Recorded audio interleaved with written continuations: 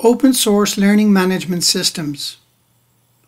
The impact on the future of public education. Open source refers to both the concept and practice of making program source code openly available. Another widely used term is free software, where free is short for freedom of speech, but not free software. Increased interest in the software has made it increasingly necessary to define and explain it. And for our definition today, we're going to be using the definition that states that source code is a code which is freely available for use, for viewing, for modification, and for redistribution.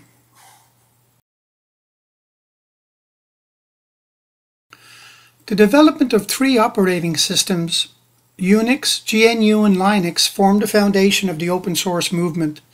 And from its inception, open source has been closely associated with academia. Unix has its roots in the 60s when it was developed by Bell Labs and MIT. But then in 1977, a trio began distributing an open source version of Unix called BSD. This came out of the University of California in Berkeley. In 1984, programmer Richard Stallman founded the GNU project. The GNU public license allows users to modify the code and distribute the improved version under the same license. In 1992, the Linux kernel was integrated within the GNU operating system so that it would make it easier to use. In order to allow a free software culture to flourish, Stallman created the GNU project, which stands for GNUs, not Unix. At the time, he said that he was developing this Unix-compatible software system so that he could write it, to give it to people, to give it away free to everyone who wanted to use it. With this program too, there were also several other volunteers who helped him. The objective was to replace the proprietary Unix operating system with a free version. He also created a licensing format, the GNU General Public License, that allowed others to license software as free software. And by the early 1990s, his vision of a free operating system was nearly complete. Stallman created the Free Software Foundation. The term free has two definitions, free as in monetary or free as in free speech. Stallman uses the second definition. Free software, he stated, is a matter of the user's freedom to run, copy, distribute, study, change, and improve the software. Stallman's absolutism, combined with the public perception of the term free software, resulted in the formation of a more moderate philosophy to entice the business world to try and adopt Linux. This movement was called the Open Source Initiative movement. The fundamental difference between the two movements is in their values, their ways of looking at the world. For the open source movement, the issue of whether software should be open source is a practical question, not an ethical one. As one person had put it, open source is a development methodology, free software is a social movement. When he was asked about it, Stallman stated that you may be right, open source may be the best model for developing software. It might produce better software than free software. I don't know about that, I can't say. But the most important thing for the future of the software community is for people to be thinking about the issue of freedom. The climate in education and society is changing. Some of these changes are positive, while others are negative. All of these changes, however, are impacting the function and the role of public education in the society in which we live. The field of education is now facing pressures on a number of levels. Publishers of the content are creating an environment where it's similar to the software industry in its beginnings. They're closing doors and they're using content as individual property while offering proprietary offerings and more of a for-profit focus. The public education system has long been an open forum for ideas and research exchange. So preservation of this openness and sharing is critical for the creation of a culture that values innovation, progress, experimentation, and development. The impact of technology is still rippling through society. changes in how we use digital information and resources and how we communicate and put the information out there. It's ever changing. And while the impact on technology is still in its infancy, the greatest challenge facing it will be how well it's used in the creation and knowledge and distribution of knowledge and information. The need for an alternative model of education is developing, and sharing is evident. Open source content is not a competitor to proprietary content, but it is an alternative. How can public education respond to meet the needs of this new digital age? Open source content development is the model to ensure public education will meet the needs of its market and also be able to do so in a very affordable way. Within the context of changes in society and the nature of the internet, the problem facing public education can be defined in a number of ways. Things are changing rapidly, and public education is very slow to respond. Public education needs to respond by evaluating changing circumstances and providing the appropriate responses, such as providing more individualized education based on the needs of the marketplace that it serves. But this response is not possible for any individual institution. Collaboration and sharing are required. For-profit education is currently meeting the needs of the emerging markets. And also for-profit education is treating the content as a product and proprietary, and it's limiting access and closing doors. The result will limit the choices for content creators. Open source content development is the model to ensure that the following options exist. You can purchase content and learning objects from publishers, or instructors can write and create their own course content. Or the third way is also that instructors and institutions can collaborate to create and share quality learning objects. Anyone can submit resources. The need for an alternative model for education development and sharing is evident. Open source content is not a competitor to the proprietary content, but it is an alternative. The very nature of public education requires open idea sharing, collaboration, and the ability to build on the work of others. The reason many users originally try an open source solution is price. An open source CMS will be relatively cheaper than a commercial CMS. Depending on your CMS needs, there may very well be an existing open source CMS that will fulfill your requirements.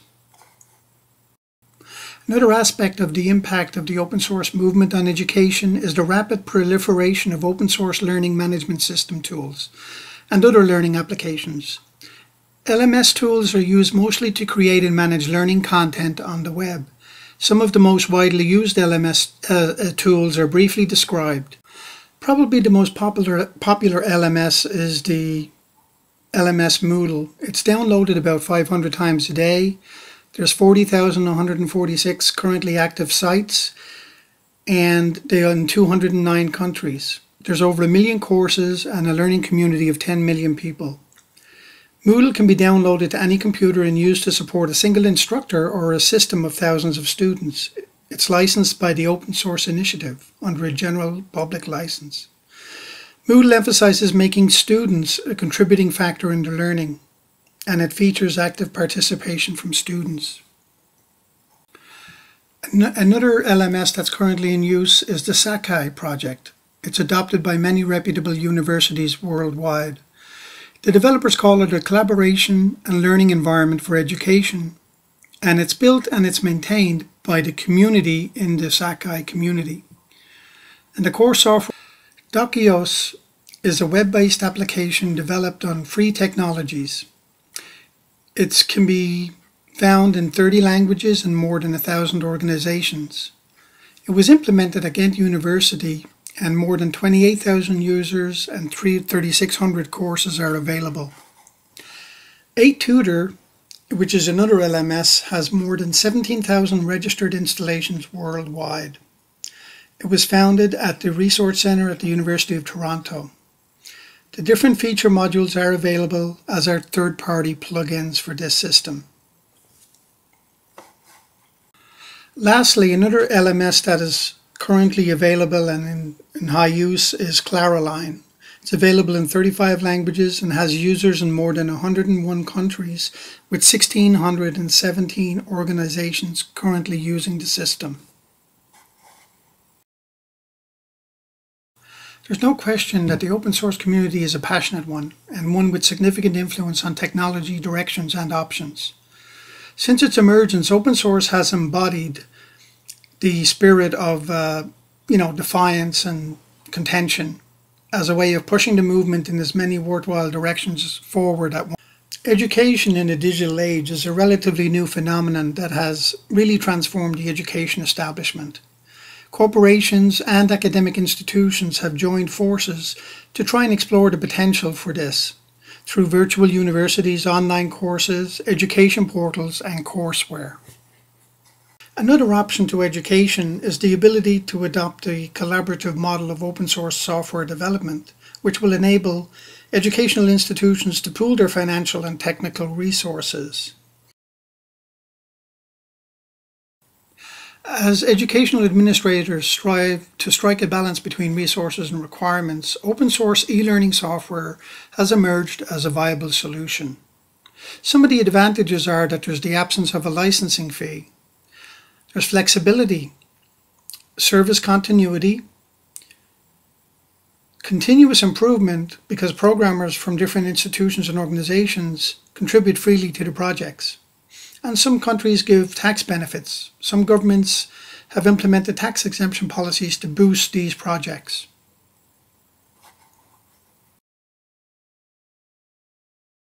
Some of the drawbacks that are evident are, using the software to its full potential may prove challenging for beginners. Also, open source products are not always compatible with existing software that you may have available.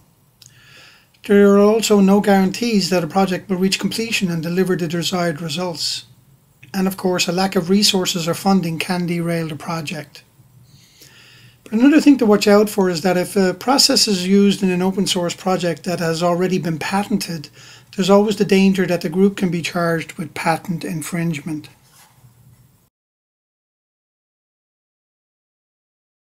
Open Educational Resources, or OERs, are online resources that provide free applications and learning materials for academic institutions, including public education. These resources, when used, can be modified and redistributed as necessary. A similar endeavor called the open source curriculum follows the open source philosophy of making source materials accessible to students, to instructors, administrators, parents, and the governing bodies. All of the users can contribute in this system to an open exchange of ideas.